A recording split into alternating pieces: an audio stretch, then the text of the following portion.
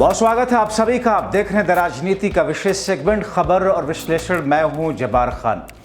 दोस्तों, राजनीति में कहा जाता है कि नेता वक्त का इंतजार करता है, पार्टियां अपने समय का इंतजार करती हैं।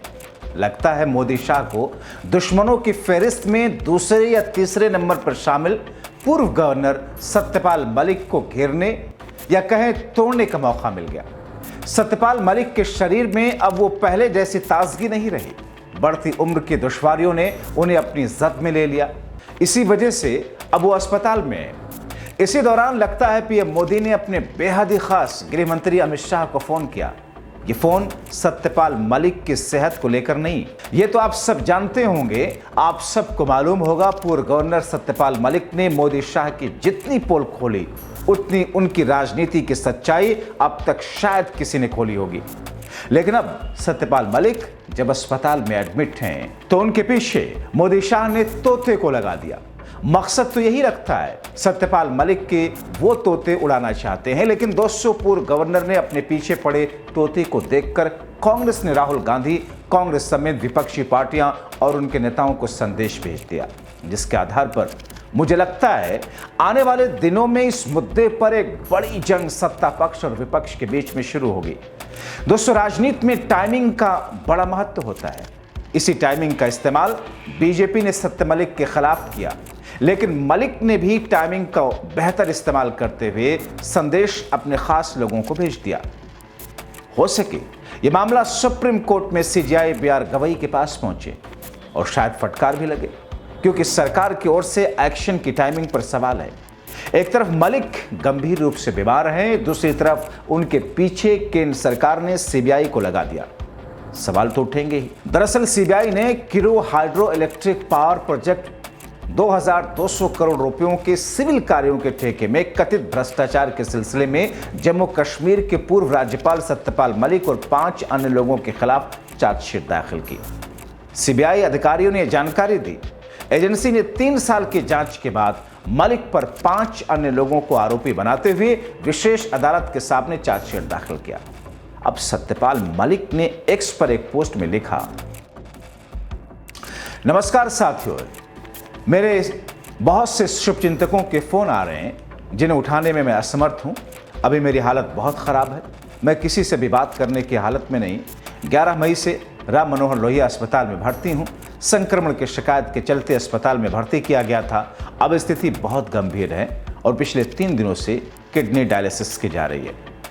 सोचिए, अभी सत्यपाल मलिक की सेहत बेहद खराब, किडनी की हालत खस्ता। ऐसी स्थिति में तो बड़े बड़े दुश्मनों को तत्काल के लिए बख्श दिया जाता है, लेकिन लगता है बीजेपी के नेताओं के पास दया नाम की चीज नहीं, गजब की बेशर्मी है।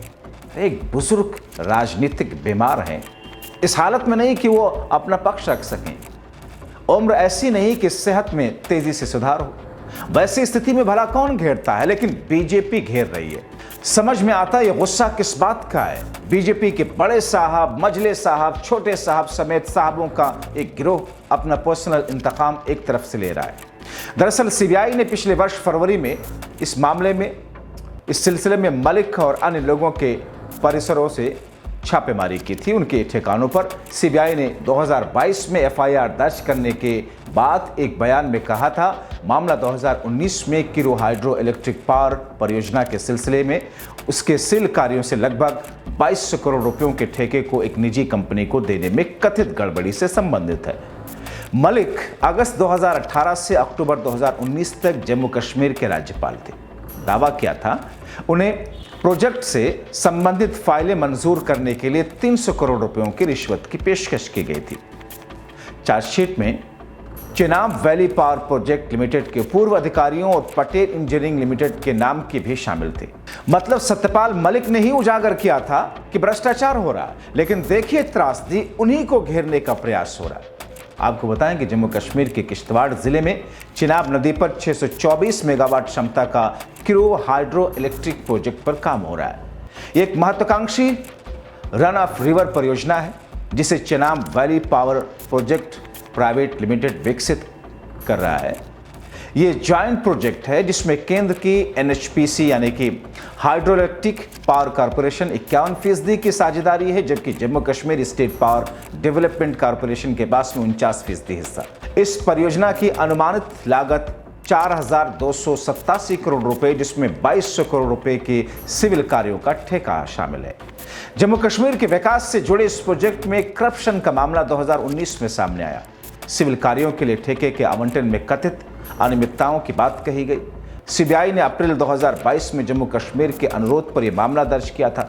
सीबीआई के अनुसार सीपीपीपीएल की 47वीं बोर्ड बैठक में ई टेंडरिंग और रिवर्स ऑक्शन के साथ में रीटेंडर के निर्णय लिए गए, लेकिन 48वीं बैठक में इसे रद्द करके ठेका पैटल इंजीनियरिंग लिमिटेड को दे दिया गया।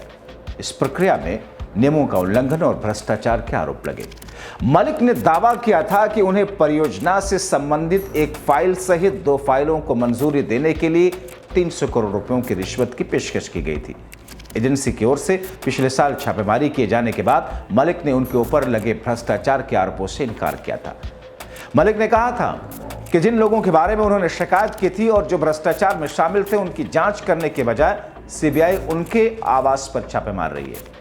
पूर्व राज्यपाल ने पोस्ट में कहा था कि सीबीआई अधिकारियों को 4 से 5 कुर्ते और पजामे के अलावा कुछ नहीं मिलेगा, और उन्होंने ये भी कहा था कि तानाशाह सरकारी एजेंसियों का दुरुपयोग कर मुझे डराने की कोशिश कर रहा है। मैं एक किसान का बेटा हूं, मैं ना तो डरूंगा ना झुकूंगा। तो क्या माना जाए? पहलगाम हमले के बाद में पूर्व राज्यपाल सत्यपाल मलिक ने प्रधानमंत्री मोदी की जो खुलकर आलोचना की थी, क्या ये चार्जशीट उसी का नतीजा है? पहलगाम पर मोदी की आलोचना करने पर सत्यपाल मलिक सोशल मीडिया पर लोगों के निशाने पर आए और उनकी ट्रोलिंग शुरू हो गई। सत्यपाल मलिक ने अब अपने ट्रोलर्स को जवाब दिया।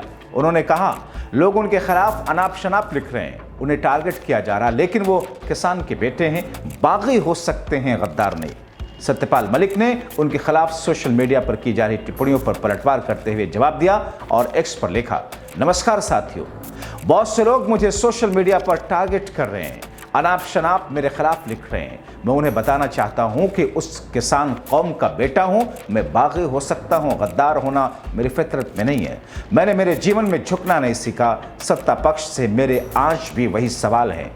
पूर्व राज्यपाल ने पहलगाम हमले के बाद 6 मई को एक यूट्यूब चैनल को इंट्रो दिया था, जिसमें उन्होंने प्रधानमंत्री मोदी पर व्यक्तिगत हमले किए। उन्होंने उस हमले को लेकर के सरकार पर सवाल उठाते हुए सुरक्षा को लेकर लापरवाही का आरोप लगाया था। मलिक ने कहा था, सरकार की इस असफलता के लिए प्रधानमंत्री को माफी मांगनी चाहिए। यही नहीं, उन्होंने प्रधानमंत्री मोदी को डरपोक तक कह दिया था। सत्यपाल मलिक का यह बयान सोशल मीडिया पर जमकर वायरल हुआ था। पाकिस्तानी मीडिया ने भी उनके बयान को शेयर करते हुए अपना बचाव करने की कोशिश की थी, जिसके बाद भारत में इसकी काफ़ी आलोचना हुई और उन्हें ट्रोलिंग का सामना करना पड़ा। हालांकि इस इंटरव्यू के कुछ घंटों के बाद ही भारतीय सेना ने पाकिस्तान में ऑपरेशन सिंदूर को अंजाम दिया था, जिसके बाद मलिक ने सेना की इस कार्रवाई का स्वागत किया। इसके अलावा सत्यपाल मलिक पुलवामा और किसान आंदोलन के वक्त भी सरकार को घेर रहे थे। तो क्या माना जाए? ये सब उसी का नतीजा है। आप क्या सोचते हैं? अपनी राय कमेंट बॉक्स में जरूर लिखें। जागरूक रहें, दूसरों को जागरूक करें। बहुत शुक्रिया।